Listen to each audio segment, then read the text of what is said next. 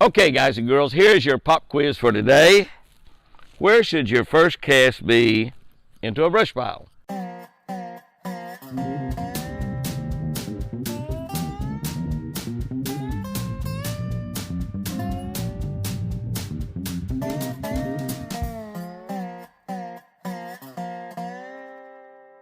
Wow, will you look at that lake? I love it early in the morning like this when it's just like dead calm. There's not a whisper of wind.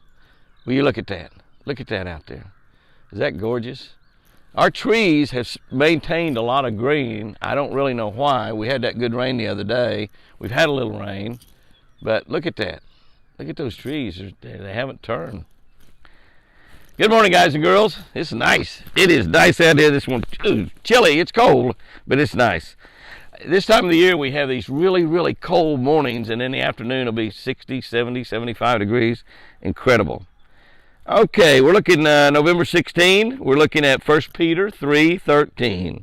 If you're trying hard to do good, most of us do that. If you're trying hard to do good, no one can really hurt you. So as long as you're trying, that's all God's asking for. That's all God wants. If you're trying hard to do good, no one can really, really hurt you. 1 Peter 3:13. Here's what I wrote. If you spend much time with fishermen, pro or amateur, you'll soon hear stories of bad days turning into huge victories. You find this true in just about any kind of profession. It doesn't really matter what it is, what you're doing, what you're working at. You'll have bad days that turn into huge victories, days that sort of everything went wrong, and then all of a sudden, one breath of God's favor and things went right. Most everyone fails quite a bit before succeeding. Keep on trying hard and never, ever give up. In fishing tournaments, judge never, ever keep score of all the casts that didn't get a bite. Judges don't keep score of the casts that don't get a bite. They only put on the scales the one that did. So, that's a good right there. Jesus wants us working hard at doing good no matter what results we are getting. He even says we can't really be harmed as long as we are working hard to benefit others. And that's what we're doing when we're working hard doing good, is we're doing good for others. We're working hard doing good to benefit others. That's what you're doing. If you're an usher at the church, if you sing in the choir, if you just do some extra things at work. You ladies, when you get up and cook breakfast for your husband and get his lazy butt out of bed and cook him breakfast, you're doing good for somebody else. All of the things that we do for someone else, that's when we're doing good. That's when we're doing good. So if you're doing something to help somebody in any way, shape, fashion, form, at work, at school, at home, it doesn't really matter. If you're doing something to benefit others, God calls that doing good. He says we cannot really be harmed as long as we are working hard to benefit others. That's the statement to sink into your brain today. He says that we cannot really be harmed as long as we are working hard to benefit others. Wow.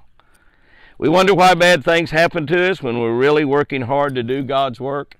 And I think that's frustrating. Hey, I mentioned being an usher at church, or singing in the choir, or teaching a Sunday school class, or taking care of the nursery occasionally. Nobody pats you on the back very often for that, do they?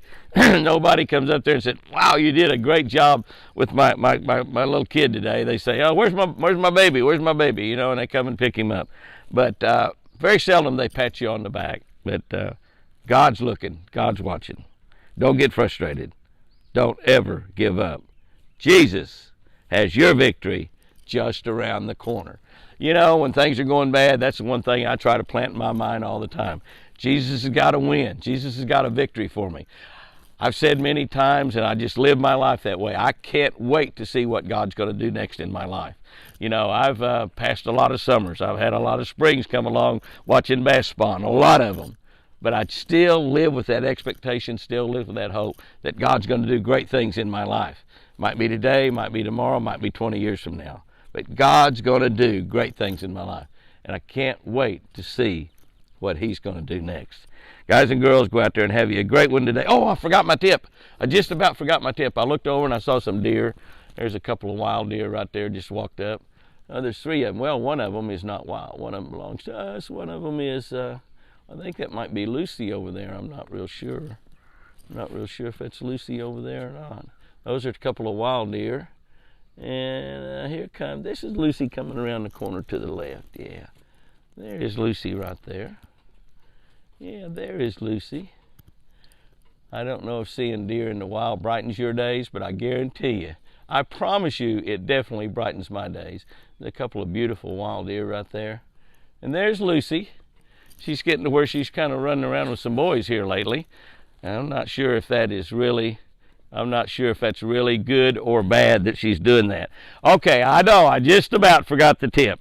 Here's our tip for this week. Your first cast to a brush pile, here's the answer to our pop quiz. Your first cast to a brush pile should be on the edge.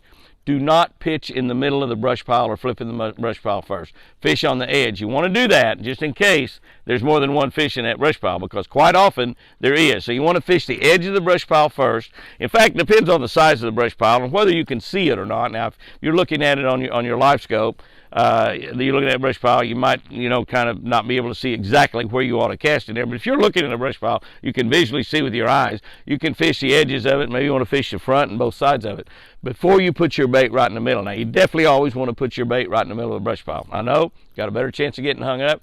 But if you get a bite on that very first cast, and you're going to get hung up and wrapped around in there and do a lot of fighting, and maybe have to go in there and reach down there and get him out of that brush pile with your hands, if there are other fish in there, you're going to scare them away. So your first pitch or your first cast to a brush pile should be to the edge of it. Then work your way into the heart of it. Just make 4 or 5 throws to that brush pile. Probably going to be a fish there almost every single time. You just got to make him bite. Guys and girls, go out there and have you a great one today. I love you. Good morning, Lucy.